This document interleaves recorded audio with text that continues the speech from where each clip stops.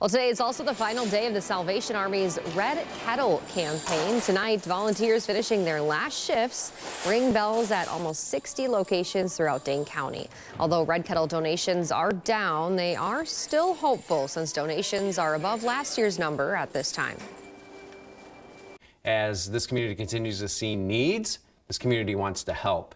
And they know that the dollars that are raised in our Red Kettles stay here in Dane County to meet those needs throughout the year. The goal is to raise $500,000 this year, which will support programming like the Women's and Family Shelter, housing programs, and youth programming.